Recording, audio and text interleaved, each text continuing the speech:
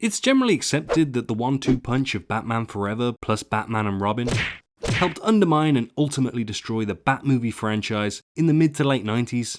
But what a lot of people forget is that whole train was set in motion by their predecessor, Tim Burton's Batman Returns. In this video, we'll be exploring the movie's perceived missteps, which led to the franchise's new direction and eventual downfall.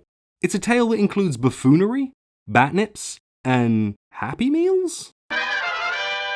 Let us open on a positive note. We love Batman Returns. It's a movie we watched constantly as kids, despite it being rated 15 in the UK, where there was no such thing as a PG-13 rating at the time. Clearly we were in the minority, as the movie's dark tone had parents up in arms upon release. I do think that the marketing confused us a little, and a lot of the reason that we went to see it was based on what my memories of Batman were from when I was a child. The TV series? Actually, even probably before that, and that would be the whole series of comic books. Truthfully, this shouldn't have come as a surprise. While Batman 89 had proven to be a merchandiser's wet dream, sporting an endless stream of action figures, there were more than a few adult aspects to the movie. You had your girlfriend with a mutant facelift, your smiling yet murderous bad guy, and of course, your brooding yet murderous good guy. If nothing else, the film set the tone in terms of darkness and violence, surely identifying this as a series aimed more at a mature audience. One that isn't interested in Happy Meals, though if I'm honest, I'll occasionally order one if the toy is cool enough.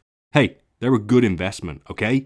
Batman Returns returns to the original's bleak noir style. It's probably a better movie, and Warners were clearly hoping to build on their success by establishing several merchandising partners, including, of course, McDonald's.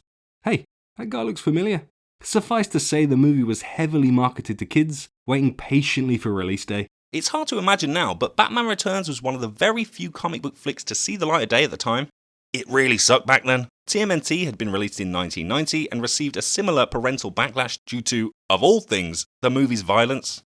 Even though it literally has the word ninja in the title. If nothing else, this demonstrates the importance of 90s comic book movies to be family friendly because, well, many parents are idiots. And with such a limited movie market, the survival of these types of franchises depended heavily on those very same idiots purchasing action figures for their kids. Thus, TMNT was reskinned to keep the dumbasses happy with 1991's The Secret of the Ooze.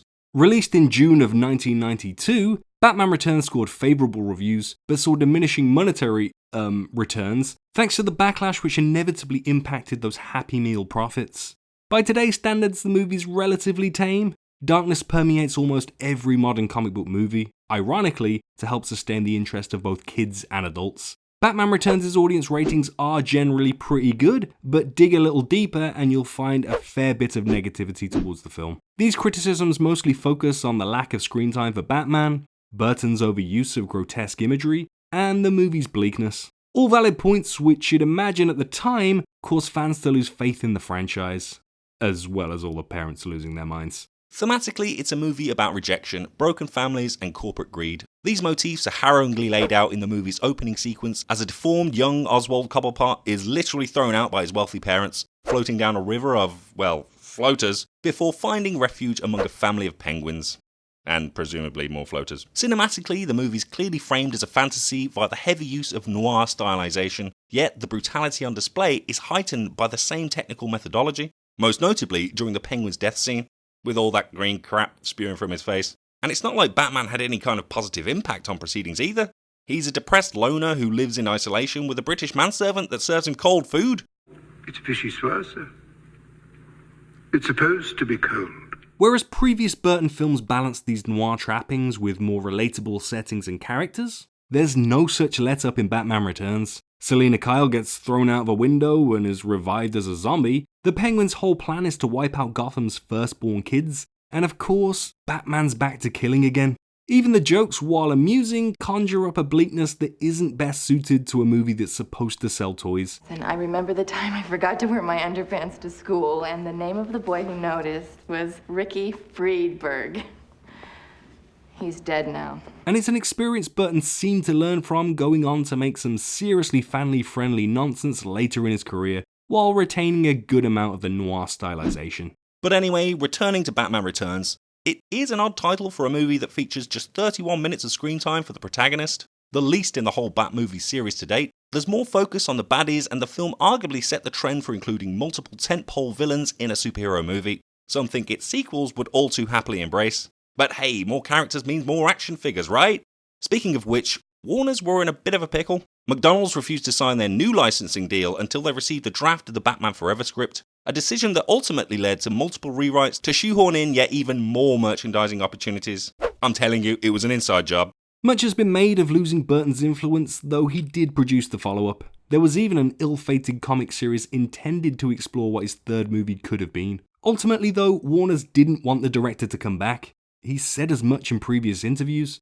And then there was the loss of Keaton, who sensibly recognised the oncoming shift and got out of Dodge, despite being offered ungodly amounts of money to return. Joel Schumacher was brought in, and though Batman Forever retained some of the Burton characteristics, it sadly lacks the same quality.